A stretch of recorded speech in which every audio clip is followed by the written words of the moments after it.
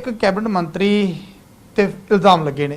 Cabinet मंत्री Sadhu Singh Dharamsot post matric scholarship दे पैसे दे विच गड़बड़ी करन दे इल्जाम ने कुछ अधिकारियों ते इल्जाम ये भी ने कि मंत्री साहब की छत्र छाया हेठ उन्हां अधिकारियों ने ये घोटाला किया। साडे नाल साधू सिंह धर्मसोत जी ने। मंत्री साहब जी ਤੁਹਾਡੇ महकमे जिम्मेवारी तो ਤੁਹਾਨੂੰ ਇਹ ਦਿੱਤੀ ਗਈ ਹੈ ਕਿ ਐਸਸੀ ਵਿਦਿਆਰਥੀ ਨੇ ਜਾਂ ਜਿਹੜੇ ਹੋਰ ਲੋਕ ਨੇ ਉਹਨਾਂ ਦੀ ਤੁਸੀਂ ਮਦਦ ਕਰਨੀ ਹੈ। ਐਸਸੀ ਵਿਦਿਆਰਥੀਆਂ ਨੂੰ ਤੁਸੀਂ ਸਕਾਲਰਸ਼ਿਪ ਦਾ ਪੈਸਾ ਪਹੁੰਚਾਉਣਾ ਸਹੀ ਥਾਂ ਤੇ, ਉਹਦੇ 'ਚ ਗੜਬੜੀ ਹੋ ਗਈ। 64 ਕਰੋੜ ਦਾ ਕਾਲਾ ਮਲਾ ਹੀ ਹੋ ਗਿਆ ਕਹਿੰਦੇ। ਮੇਰੀ ਸੁਣੋ ਗੱਲ, ਇਹ ਪਹਿਲਾਂ ਵੀ ਛਪੀ ਸੀ ਗੱਲ। ਨੰਬਰ 1 50 ਕਰੋੜ ਦੀ ਖਬਰ ਛਪੀ 14/12/12 ਨੂੰ। ਅਸੀਂ ਨਾਲ ਦੀ ਨਾਲ 17/12/19 ਨੂੰ 14/12/19 ਨੂੰ ਖਬਰ ਛਪੀ ਸੀ। 17/12/19 ਨੂੰ ਨਾਲ ਦੀ ਨਾਲ ਇਹਨੂੰ ਮੈਂ ਲਿਖਤਾ ਵੀ ਇਹਦਾ ਪਤਾ ਕਰਕੇ ਦੱਸੋ ਵੀ ਕੀ ਆ। ਕੋਈ ਜਵਾਬ ਨਹੀਂ। ਫਿਰ 21/1/20 ਨੂੰ ਛਪੀ ਖਬਰ 21/1/20 ਨੂੰ ਅਸੀਂ ਇਹ ਤੋਂ ਪੁੱਛਿਆ ਦੱਸੋ ਭਾਈ ਖਬਰਾਂ ਛਪਦੀਆਂ ਨਾਲ ਗੱਲ ਕੀ ਆ। ਕੋਈ ਜਵਾਬ ਨਹੀਂ ਦਿੱਤਾ, ਲਿਖਤੀ ਕੋਈ ਜਵਾਬ ਨਹੀਂ। ਦੂਸਰਾ ਜਿਹੜਾ ਇਹ ਸਕਾਲਰਸ਼ਿਪ ਦਾ ਕੰਮ ਆ ਮੈਂ ਤੁਹਾਨੂੰ ਦੱਸਣਾ ਚਾਹੁੰਦਾ, ਇਹ FD ਹੈ। FD ਨੇ ਆਡਿਟ ਕੀਤਾ, ਉਸ ਤੋਂ ਬਾਅਦ ਡਾਇਰੈਕਟੋਰੇਟ ਨੇ ਵੰਡਣਾ ਹੁੰਦਾ। ਡਾਇਰੈਕਟੋਰੇਟ ਵੰਡ ਕੇ ਔਰ ਕਾਪੀ ਭੇਜੇਗਾ ACS ਨੂੰ, ਜਿਹੜਾ ਮੌਕੇ ਦਾ ਐਡੀਸ਼ਨਲ ਚੀਫ ਸੈਕਟਰੀ ਆ, ਭਾਵੇਂ ਸੈਕਟਰੀ ਆ। ਉਹਨੇ ਸਾਈਨ ਕਰਨੇ ਹੁੰਦੇ ਆ। ਮੇਰਾ ਕੋਈ ਇਹਦੇ ਨਾਲ ਲਾਗਾ ਦੇਗਾ ਨਹੀਂ। ਮੈਂ ਕਦੇ ਫਾਈਲ ਨਹੀਂ ਮੰਗਾਉਂਦਾ। ਮੇਰੇ ਖਿਆਲ 99% ਫਾਈਲਾਂ ਆਪਣੇ ਆਪ ਸੈਕਟਰੀਆਂ ਨੇ ਕੱਢੀਆਂ ਨੇ। ਸ਼ੌਂਕਾਰੀਆ ਜੀ ਸੀਗੇ, ਉਦੋਂ ਬਾਅਦ ਵੈਂਕਟ ਰਮਨ ਸੀਗੇ। ਇਹ ਜਿਸ ਦਿਨ ਦੇ ਆਏ ਨੇ ਉਦੋਂ ਦਾ 309 ਕਰੋੜ ਰੁਪਇਆ ਆਇਆ ਪਿਆ। ਇਹਨਾਂ ਨੇ ਇੱਕ ਪੈਸਾ ਨਹੀਂ ਵੰਡਿਆ। ਕਿ ਤੁਸੀਂ ਕਿਹਨੂੰ ਤਾਂ ਇਹ ਪੜਤਾਲ ਲਈ ਲਿਖਦੇ ਸੀ ਔਰ ਕਿਹਨੇ ਪੈਸਾ ਨਹੀਂ ਵੰਡਿਆ, ਕਿਹਦੇ ਕੋਲੇ ਪੈਸੇ ਪਏ, ਤੁਸੀਂ ਕਿਹਦੀ ਜ਼ਿੰਮੇਵਾਰੀ ਸਮਝਦੇ ਹੋ?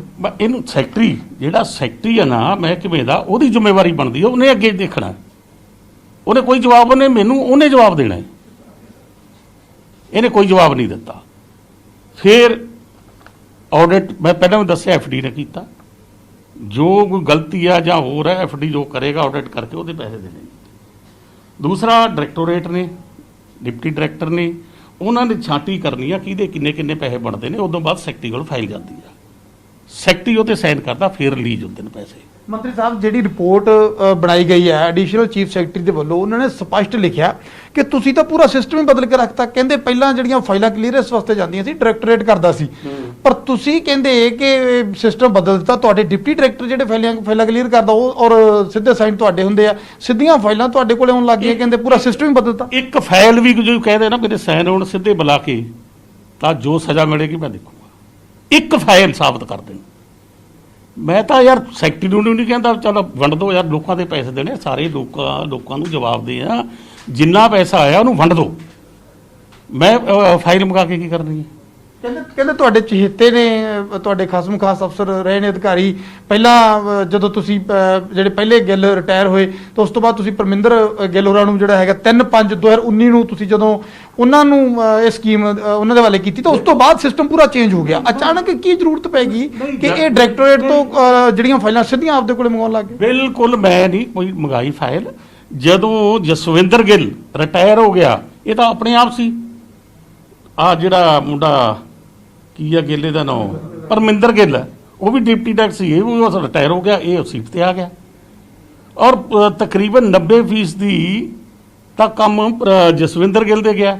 ਉਸ ਤੋਂ ਬਾਅਦ ਇਹ ਲੱਗਿਆ ਕੋਈ ਲੱਗੇ ਮੈਂ ਕੀ ਲੈਣਾ, ਮੇਰਾ ਰਿਸ਼ਤੇਦਾਰ ਥੋੜ੍ਹੀ ਹੈ। ਜਿਹੜਾ ਕੋਈ ਕਰੇਗਾ ਭਰੇਗਾ। ਹੁਣ ਵੀ ਮੈਂ ਕਹਿੰਦਾ ਡਾਂਕੇ ਦੀ ਚੋਟ ਤੇ ਜਿਹੜਾ ਕੋਈ ਕਰੇਗਾ ਭਰੇਗਾ। ਅਗਰ ਜੇ ਕਰਿਆ ਤਾਂ ਫਾਹੇ ਲੱਗਦਾ ਤਾਂ ਲੱਗੇ। ਦੂਸਰੀ ਗੱਲ, ਜਸਵਿੰਦਰ ਗਿੱਲ ਜਾਂਦਾ ਲਿਖ ਕੇ ਗਿਆ ਵੀ ਇਹ ਪ੍ਰੀ ਆਡਿਟ ਕਰਾ ਲਓ। ਉਹਨੂੰ ਲਿਖਿਆ, ਉਹਨਾਂ ਨੇ ਪ੍ਰੀ ਆਡਿਟ ਵੀ ਕੀਤਾ। ਉਹਦਾ ਹਿਸਾਬ ਹੋਣਾ ਹੈ, ਉਹ ਜਵਾਬ ਉਹਨੇ ਦੇਣਾ ਜਿਹੜਾ ਜ਼ਿੰਮੇਵਾਰ ਜਿੰਨੀ ਡਿਊਟੀ ਨਿਭਾਈ ਆ ਉਹ ਦੇਗਾ। ਸੈਕਟਰੀ ਦੇਗਾ, ਸ਼ੌਂਕਾਰੀਆ ਜੀ ਦੇਣ। ਉਹਦਾ ਜਵਾਬ ਡਿਪਟੀ ਡਾਇਰੈਕਟਰ ਦੇ। ਮੇਰਾ ਕੰਮ ਤਾਂ ਇਹ ਆ, ਮੈਂ ਲੋਕਾਂ ਦੀ ਆਵਾਜ਼ ਆ। ਜਿਹੜੇ ਲੋਕ ਰੋਜ਼ ਧਰਨੇ ਲੱਗਦੇ ਸੀ ਵੀ ਇਹਨਾਂ ਦੇ ਪੈਸੇ ਜਿੰਨੇ ਸਕਾਲਰਸ਼ਿਪ ਦੇ ਆਏ ਆ ਇਹਨਾਂ ਨੂੰ ਵੰਡ ਦਿਓ, ਦੇ ਦਿਓ, ਪਰ ਦਿਓ ਸਹੀ, ਕਿਸੇ ਨਾਲ ਪੱਖਪਾਤ ਨਾ ਕਰਿਓ। ਪਰ ਤੁਹਾਡੇ ਐਡੀਸ਼ਨਲ ਚੀਫ ਸੈਕਟਰੀ ਹੋਰਾਂ ਨੇ ਜੇ ਰਿਪੋਰਟ ਤਿਆਰ ਕੀਤੀ ਤਾਂ ਫਿਰ ਉਹਨਾਂ ਨੇ ਰਿਪੋਰਟ ਜਿਹੜੀ ਤਿਆਰ ਕੀਤੀ, ਤੁਸੀਂ ਉਸ ਰਿਪੋਰਟ ਨੂੰ ਮੰਨਦੇ ਹੋ? ਉਹਨਾਂ ਨੇ ਜਾਂਚ ਸਹੀ ਨਹੀਂ ਕੀਤੀ ਜਾਂ ਫਿਰ ਗੜਬੜ ਕਿੱਥੇ ਹੈ? ਮੇਰਾ ਨਾਮ ਕਿਉਂ ਲੈਂਦਾ ਤੁਸੀਂ ਇਹ ਕਹੋ? ਮੇਰਾ ਨਾਮ ਮੇਰੇ ਕੀ ਲੱਗਦੇ ਨੇ? ਮੇਰਾ ਤਾਂ ਆਪਣਾ ਉਹ ਵੀ ਹੈ, ਜਿਹੜਾ ਲਾਤਾ ਸਰਕਾਰ ਨੇ ਸਾਰੇ ਆਪਣੇ ਮੇਰੇ ਮਹਿਕਮੇ ਦੇ ਨੇ। ਦੂਸਰੀ ਗੱਲ ਮੈਂ ਹੁਣ ਤੁਹਾਨੂੰ ਖੁੱਲ੍ਹ ਕੇ ਦੱਸਣਾ ਚਾਹੁੰਦਾ, ਇਹ ਜਿਸ ਦਿਨ ਦਾ ਬੰਦਾ ਆਇਆ ਇਹ ਅਕਾਲੀ ਦਲ ਦੇ ਟਾਈਮ ਵੀ ਸੀ ਇਸੇ ਮਹਿਕਮੇ ਦਾ। ਇਹਦਾ ਬੰਦਾ ਇੱਕ ਸਰਬਜਿੰਦਰ ਸਿੰਘ ਰੰਧਾਵਾ, ਜਿਹਦੇ ਤੇ ਐਲੀਗੇਸ਼ਨ ਅਕਾਲੀ ਦਲ ਦੇ ਵੇਲੇ ਸਰਕਾਰ ਦੇ ਲੱਗੇ ਸੀ। ਡਿਪਟੀ ਡਾਇਰੈਕਟਰ ਸੀ ਇਹ। 30,50,000 ਰੁਪਏ ਦੀ ਇਹਦੀ ਰਿਕਵਰੀ ਪਈ ਸੀ ਔਰ ਸਾਬਤ ਹੋ ਗਿਆ ਸੀ ਇਹਨੇ ਕਰਪਸ਼ਨ ਕੀਤੀ ਆ, ਰਿਕਵਰੀ ਪਾਤੀ। ਉਸ ਤੋਂ ਬਾਅਦ ਸਾਡੇ ਮਾਨਯੋਗ ACS ਸੀਗੇ ਵੈਂਕਟਰਮਨ ਜੀ ਆਏ। ਉਹਨਾਂ ਨੇ ਇਹਦੇ ਜਦੋਂ ਪੜ੍ਹ ਕੇ ਦੇਖਿਆ ਵੀ ਇਹ ਵਾਕਈ ਗੁਨਾਹਗਾਰ ਬੰਦਾ ਹੈ, ਉਹਨਾਂ ਨੇ ਡਿਸਮਿਸ ਦੇ ਆਰਡਰ ਕਰਕੇ ਮੇਰੇ ਕੋਲ ਭੇਜ ਦਿੱਤੇ। ਮੈਂ ਪੜ੍ਹਿਆ ਜੋ ਸੈਕਟਰੀ ਨੇ ਕਿਹਾ, ਜੋ ਵੈਂਕਟਰ ਨੇ ਕਿਹਾ, ਮੈਂ ਉਹ 'ਤੇ ਸਾਈਨ ਕੀਤੇ। ਓਕੇ, ਜੇ ਗੁਨਾਹਗਾਰ ਬੰਦਾ ਤਾਂ ਤੰਗੋ। ਹਾਲਾਂਕਿ ਮੇਰੇ ਕੋਲ ਸਿਫਾਰਸ਼ਾਂ ਬੜੀਆਂ ਆਈਆਂ। ਮੈਂ ਕਿਹਾ ਵੀ ਮੈਂ ਸੈਕਟਰੀ ਨੂੰ ਕੱਟ ਨਹੀਂ ਸਕਦਾ, ਸੈਕਟਰੀ ਦੇ ਆਰਡਰ ਨੂੰ ਕੱਟ ਕੇ ਮੈਂ ਨਹੀਂ ਲਿਖਣਾ। ਉਸ ਤੋਂ ਬਾਅਦ ਉਹ ਚਲੇ ਗਏ। ਫੇਰ ਆ ਗਏ ਸ਼ੰਕਾਰੀਆ ਜੀ, ਉਹਨਾਂ ਨੇ ਵੀ ਉਹੀ ਰਿਪੋਰਟ ਪੜ੍ਹ ਕੇ ਉਹਨਾਂ ਨੇ ਫੇਰ ਵੀ ਰੰਧਾਵਾ ਇਹ ਗਿਲਟੀ ਹੈ, ਇਹਦੀ ਰਿਕਵਰੀ ਪਈ ਹੋਈ ਹੈ, ਇਹਨੂੰ ਜੋ ਵੈਂਕਟ ਜੀ ਕਰਕੇ ਗਏ ਮੈਂ ਇਹਨੂੰ ਸਹੀ ਦੱਸਦਾ, ਇਹਨੂੰ ਡਿਸਮਿਸ ਕੀਤਾ ਜਾਏ। ਮੈਂ ਫਿਰ ਡਿਸਮਿਸ ਲਿਖਤਾ। ਫਿਰ ਖੈਰ ਇਹ CM ਸਾਹਿਬ ਦੇ ਗਏ, ਕਿਤੇ ਗਏ, ਮੈਂ ਵੀ ਇਹਦੀ ਸਜ਼ਾ ਘੱਟ ਕੀਤੀ ਜਾਵੇ, ਬੜੀਆਂ ਸਿਫਾਰਸ਼ਾਂ ਆਈਆਂ। ਮੈਂ ਫਿਰ ਵੀ ਰਹਿਮ ਕਰਕੇ ਕਈ ਸਿਫਾਰਸ਼ਾਂ ਤੋਂ ਬਾਅਦ ਮੈਨੂੰ ਸਟੈਪ ਡਾਊਨ ਕੀਤਾ, ਡਿਸਮਿਸ ਰਹਿਣ ਦਿਓ, ਤੁਸੀਂ ਸਟੈਪ ਡਾਊਨ ਕਰ ਦਿਓ। ਉਹਦੇ ਅੰਦਰ ਅਜੇ ਫੈਸਲਾ ਤਾਂ ਹੋਇਆ ਨਹੀਂ, ਬਹਾਲ ਤਾਂ ਹੋਇਆ ਨਹੀਂ। ਆਉਂਦੇ ਸਾਰੇ ਨੇ ਉਸੇ ਪੁਰਾਣੇ ਆੜੀ ਨੂੰ ਆਪਣਾ ਡਿਪਟੀ ਡਾਇਰੈਕਟਰ ਲਾਤਾ। ਸ਼ਿਕਾਇਤ ਮੈਂ ਕਿਹਾ ਮੈਂ ਵਿਰੋਧ ਕੀਤਾ ਬਈ, ਇਹ ਤਾਂ ਹੁਣੇ ਤਾਂ ਇਹਨੂੰ ਡਿਸਮਿਸ ਦੇ ਆਰਡਰ ਨੇ, ਅਜੇ ਇਹ ਬਹਾਲ ਹੋਇਆ ਨਹੀਂ, ਕਿਉਂ ਲਾਇਆ? ਮੈਂ ਹਟਾਇਆ। ਇਹ ਉਹਨੂੰ ਚੁੱਭਦੀ ਹੈ ਕਿਉਂਕਿ ਆਪਣਾ ਹੱਥ ਠੋਕੂ ਰੱਖਣਾ ਸੀ। ਫਿਰ ਇੱਕ ਸੰਨੀ ਬਜਾਜ, ਉਹ ਤੇ ਤਹਿਸੀਲ ਭਲਾਈ ਅਫਸਰ ਇਹਦੇ 'ਚ ਸਕਾਲਰਸ਼ਿਪ 'ਚ ਮੁਅੱਤਲ ਸੀ ਔਰ ਅੰਡਰ ਇਨਕੁਆਇਰੀ ਉਹ ਬਹਾਲ ਹੋਇਆ, ਪੈਂਡਿੰਗ ਇਨਕੁਆਇਰੀ।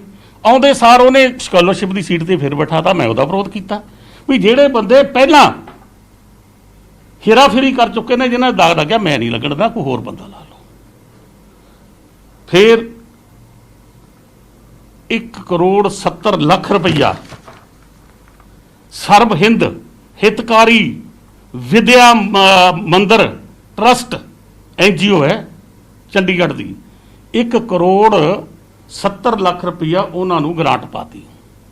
ਮੈਂ ਇਹਨੂੰ ਲਿਖਿਆ ਵੀ ਇਹਨਾਂ ਦੀ ਅਜੇ ਉਸੇ ਟਾਈਮ, ਇਹਦੇ ਟਾਈਮ ਦੀ, ਉਦੋਂ ਵੀ ਇਹ ਉਹੀ ਸੈਕਟਰੀ ਸੀਗੇ, ਉਦੋਂ ਘਪਲਾ ਹੋਇਆ ਸੀਗਾ। ਉਹਨਾਂ ਬੰਦਿਆਂ ਦੀ ਅਜੇ ਇਨਕੁਆਇਰੀ ਚੱਲਦੀ ਆ, ਉਹਨੂੰ 1,70,00,000 ਦਿੱਤਾ। ਮੈਂ ਉਹਦਾ ਵਿਰੋਧ ਕੀਤਾ, ਮੰਨਿਆ ਨਹੀਂ, ਇਹਨੇ ਰਿਲੀਜ਼ ਕਰ ਦਿੱਤੇ। ਮੈਂ ਮਾਨਯੋਗ ਚੀਫ ਸੈਕਟਰੀ ਸਾਹਿਬ ਨੂੰ, ਮਾਨਯੋਗ ਮੁੱਖ ਮੰਤਰੀ ਜੀ ਨੂੰ ਕਾਪੀ ਨੂੰ ਲਿਖਿਆ ਵੀ ਇਹ ਗਲਤ ਕੰਮ ਹੋ ਰਿਹਾ, ਇੱਦਾਂ ਨਹੀਂ ਚੱਲੇਗਾ। ਔਰ ਮਾਨਯੋਗ ਮੁੱਖ ਮੰਤਰੀ ਜੀ ਨੇ, ਚੀਫ ਸੈਕਟਰੀ ਨੇ ਤੁਰੰਤ ਉਹ ਪੈਸੇ ਕੈਂਸਲ ਕਰਾਏ। ਇਹ ਮੇਰੀ ਲੜਾਈ ਆ।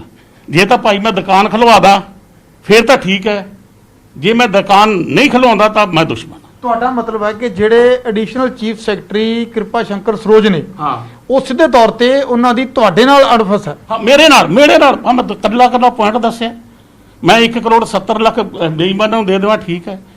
ਮੈਂ ਰੰਧਾਵੇ ਨੂੰ ਲਾ ਦਿਆਂ ਡਿਸਮਿਸ ਦੇ ਜਿਹਦੇ ਆਰਡਰ ਹੋਏ ਹੁਣ, ਤੇ ਉਹਨੂੰ ਮੈਂ ਖਜ਼ਾਨੇ ਤੇ ਬਿਠਾ ਰਿਹਾ ਤੇ ਫਿਰ ਠੀਕ ਹੈ।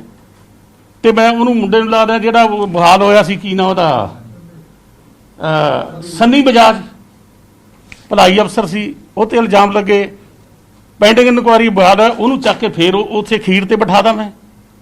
ਇਹ ਮੇਰਾ ਕਸੂਰ ਹੈ।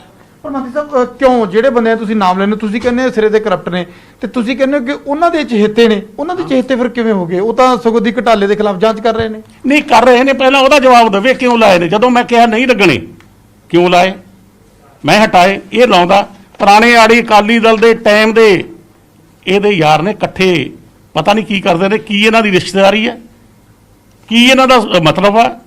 ਜਦੋਂ ਬੰਦਾ ਡਿਸਮਿਸ ਦੇ ਆਰਡਰ ਨੇ, ਉਹਨੀ ਸਟੈਪ ਡਾਊਨ ਹੈ, ਤੇ ਉਹਨੂੰ ਤੁਸੀਂ ਲਾ ਰਹੇ ਹੋ, ਕੀ ਮਤਲਬ ਹੈ? ਹੋਰ ਨਹੀਂ ਕੋਈ ਹੈ। ਮੈਂ ਵਿਰੋਧ ਕੀਤਾ, ਇਹ ਕਾਰਨ ਆ ਬਸ। ਅਖੀਰ ਦੇ ਵਿੱਚ ਇੱਕ ਚੀਜ਼ ਕਲੀਅਰ ਕਰਿਆ, ਜੇ ਤੁਹਾਡੇ ਖਿਆਲ ਦੇ ਮੁਤਾਬਕ ਕੋਈ ਘਟਾਲਾ ਨਹੀਂ ਹੋਇਆ? ਨਹੀਂ, ਘੁਟਾਲਾ ਤਾਂ ਜਿਹੜਾ ਕਰੇਗਾ, ਮੇਰਾ ਇਹ ਕੰਮ ਨਹੀਂ ਹੈਗਾ। ਨਾ ਮੈਂ ਕੋਈ ਫਾਈਲਾਂ ਦੇਖਦਾ ਕਿ ਕਿਸ ਨੇ ਇੰਨੀਆਂ ਲੱਖਾਂ ਬੰਦੇ ਨੇ, ਕਿੰਨੇ ਸਕੂਲਾਂ ਨੂੰ ਨੇ, ਉਹ ਡਾਇਰੈਕਟੋਰੇਟ ਨੇ ਦੇਖਣਾ।